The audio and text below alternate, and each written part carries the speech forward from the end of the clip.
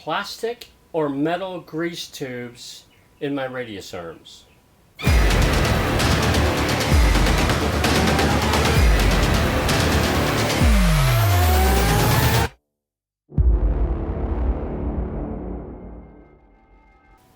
In the process of restoring my radius arms, I found a small detail that nobody seems to discuss, and it seems kind of important to me.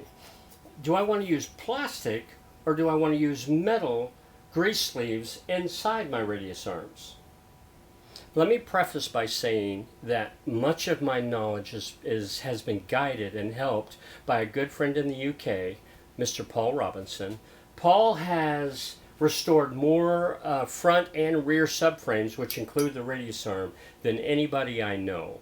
Now, this is my first time doing this, so what's good for me is not necessarily good for others. So, I encourage anybody else that's doing this for the first time, like myself, do your own research, figure out what you want on your Mini. That's what's most important. However, there are a few details in here in this video that the new person like myself, you might want to be aware of. Metal grease sleeves were part of the original design of the Classic Mini. Now, it's my educated guess that Austin Morris stopped producing metal sleeves in favor of the plastic sleeves, primarily for a cost-cutting feature.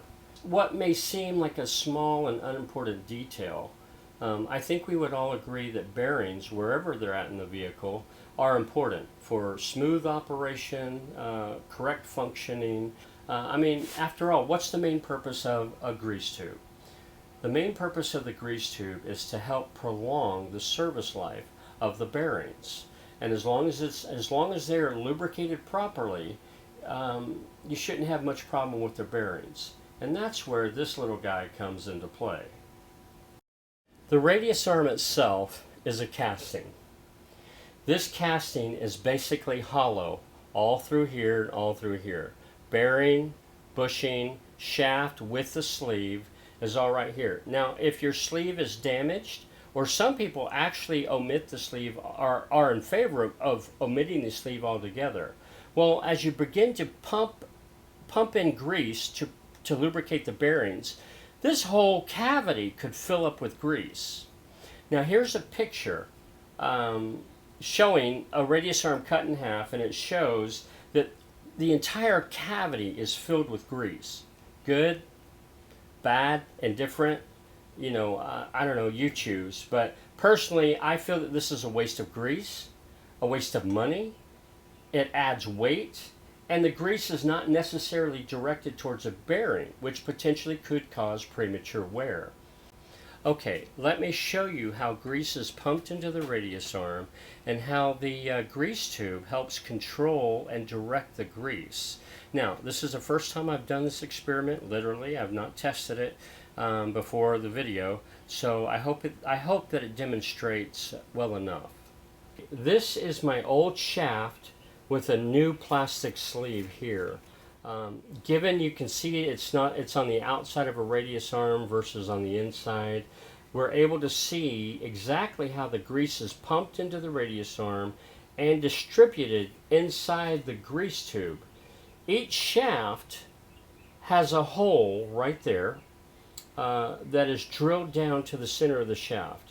This hole then runs down the center of the shaft and out to the end of the shaft where a grease nipple or a Zerk fitting is installed. So, as we begin to pump grease into the shaft, you can see how the grease travels down the shaft, up and out, and into the grease tube where it is then distributed around and down the shaft to the bushing and to the bearings. If this sleeve is damaged entirely, or if it's removed completely, then yes, this grease is going to fill up the entire cavity of the radius arm. Once the shaft is installed within the radius arm, the orientation of that hole, which I can't even see at the moment, is unknown, and you can easily see how a crack in this sleeve, or omitting the sleeve altogether, would easily allow grease just to fill up the entire radius arm.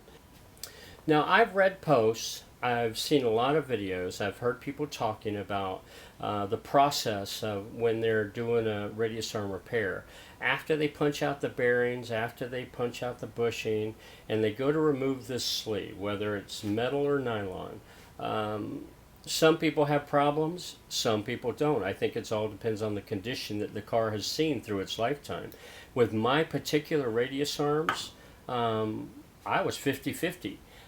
One of them, it came right out. It broke a little bit because where I had a grip on it, it snapped because the plastic was a little bit brittle and it broke, and then I had to get a little creative. But all in all, it came out almost in one piece.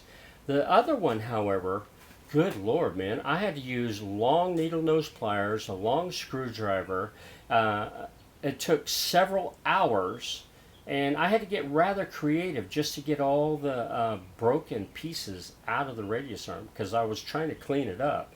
Get rid of all the pieces, get rid of all the grease before I could degrease my radius arms and have them powder coated.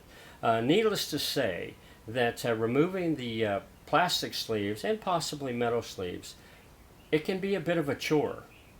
Okay, let's be real.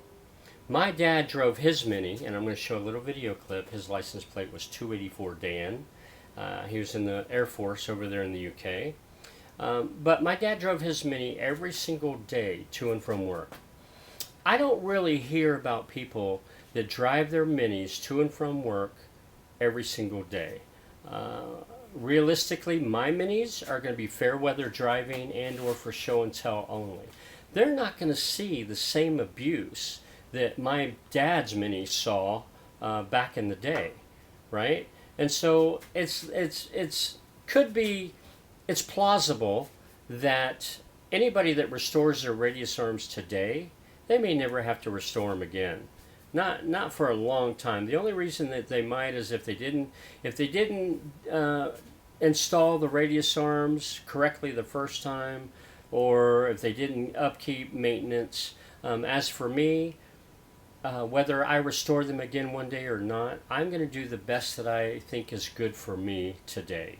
But let's talk a little bit about the actual sleeves themselves. They are still available. I have sets of metal sleeves from 3 different sources, and I've done a little bit of comparisons between the individual sleeves, including and comparing with the BMC engineering drawing. The BMC engineering drawing has allowances for a good tolerance, so that the exact dimensions of these guys are not critical, and the differences found between these 3 are merely end up to be preference only, nothing else. Each of these particular metal sleeves would work beautifully, no question whatsoever. All right, let's look at the nylon sleeve first. They are tapered. The diameter at one end closely matches the bushing, and on the opposite end, the diameter of the sleeve grows so that it matches closely to that of the bearing on this end. So that's why the plastic sleeve is tapered, so that it matches both on either end. The metal sleeve has a constant diameter and is not tapered, but it does, as you can see here, it does flare out on one end, but it has the same situation. The smaller diameter on this side matches closely to the bushing, whereas the flared end out here matches the bearing. Now, if you do the math of the volume of the inside of the cylinder and you subtract out the volume of the shaft that runs through it, it turns out that the plastic sleeve actually has a little bit more grease in it than the metal sleeve. And I will pop up the equations here. I'm not going to solve it, but I have solved it. And the volume between the plastic and the metal is really negligible. All right, price. First of all, thanks to the help of Paul, we did find some of these that you can buy the plastic sleeves individually without buying the entire kit. You know, when you buy the entire kit, you get the bearing, the bushing, the shaft, the lock washer, the nuts. You get the whole 9 yards with the sleeve. And this whole package is about 12 pounds or $12. I don't remember. It's not horrible, right? But you get a brand new shaft. It's fantastic. But if for some reason your shaft, when you restored your radius arm, if it was good, you can buy just the nylon sleeves. Summerford Mini has them for 1.8 pounds, a pound 80 pence. If you want just these bad boys. Now, this guy is an original metal sleeve from back in the day, BMC. Thanks to my friend Paul, he sent it to me for a comparison with the others, because this particular one, this sleeve's brand new. It was manufactured in the UK. This guy was $14 for the pair for two of these, for one car. $14 for two of these. Made in the UK. This bad boy, as you can see, this one matches the BMC engineering drawing better. This one is off and the tolerances are all over the place, but again, they're within tolerance, so it's acceptable. This guy was a little bit better. This one's made in Japan. I expected it to be precise. However, the price on this guy was $59 for the pair. 59 bucks for two of these. Man, that's kind of steep. But that's that one. But it looks more like the original. Very similar. But it's also different. It varied from the drawing. Now, this bad boy, this is my favorite. This guy was made in Germany, and for a pair is $17. So, it's in the middle. It's not much more than the first one, but of course it's quite a bit more than the plastic sleeve. However, compared to the BMC drawing, this bad boy was precision. It was beautiful, and it looks good. This one came to me all scratched up. This one looks good. I mean, nothing wrong with it. It's just doesn't really match the drawing. It does and it doesn't. But this one for $17 a pair, I thought that was reasonable. Okay, just another little bit of detail, plastic versus metal. I have seen where these sleeves, and in fact I've seen some videos on YouTube online where people have received brand new kits with these plastic sleeves, and these plastic sleeves had all kinds of stress fractures in them, all kinds of cracks in them, and to me that's problematic. The real question is, which one do you think is going to be better long term? Alright, so a theory I have, I don't have any solid proof on this, but when you're installing it basically start from the bearing side, right? I think most people know that because of the larger diameter. If a person like myself were installing it for the first time and they did not pay attention, or they didn't realize that this plastic sleeve was tapered, and they put this large in first, yeah, it might go. They can force it in. Like right now I'm having to force that sucker, and if I start whacking the sucker in place, it's going to jam up, and every time I whack it, it's going to create undue stress on it.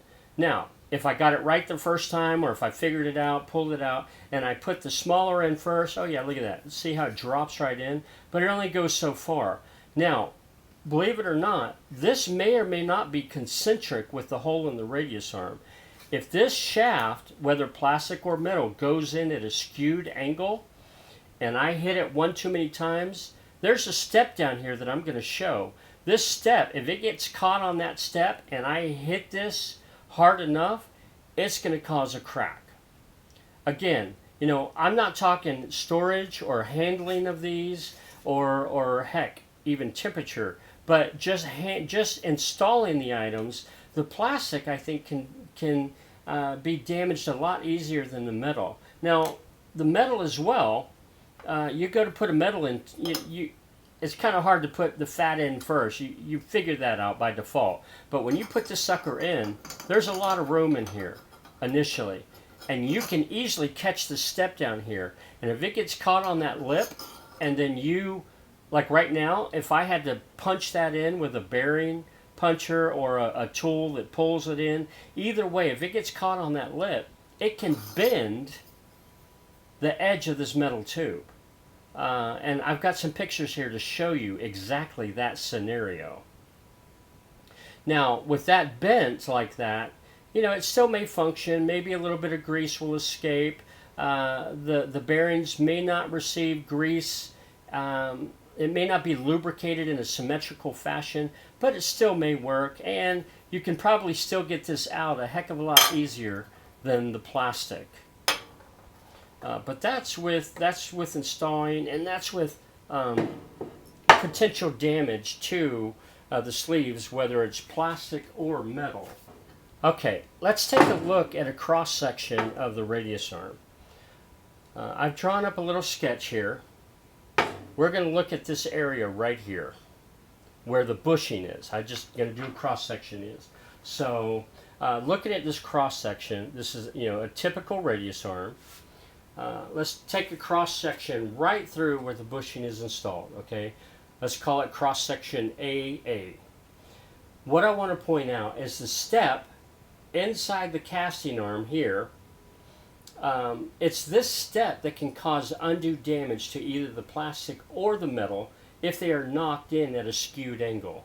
The grease tubes can easily catch this step, and one good whack would cause damage. Crack the plastic, bend the metal, whatever the case may be. I'm told it's best when you're installing the bushing, when you're installing the grease tube from this end, to reach in here before you put it in there good, to kind of feel it and make sure that it's concentric, because this edge of this sleeve has to be embedded the depth of the bearing. So you've got to drive this sucker in. And when you drive it in, which I will be doing in a consecutive video, you want to reach in on this side, on the bushing side, and kind of make sure that it's concentric before you punch it home. So really, in conclusion, nylon or metal, it's really your choice. For me and my minis, I have selected to go with the metal sleeves. I just think long term they're probably more stable. When it comes time to, if there ever is another time of restoring them, I believe it will be easier to get out, and so I am going this route. As always, thank you for watching. If I have left something out that I should be aware of, I would love to hear from you. If there's something, a story you have, whether nylon, metal, or maybe you leave the sleeves out altogether, and it's proved good for you, I'd love to hear. Let me know. Some of you, my email may be easy to find, I don't know, but shoot me a message. And as always, again, thanks for watching. Bye just now.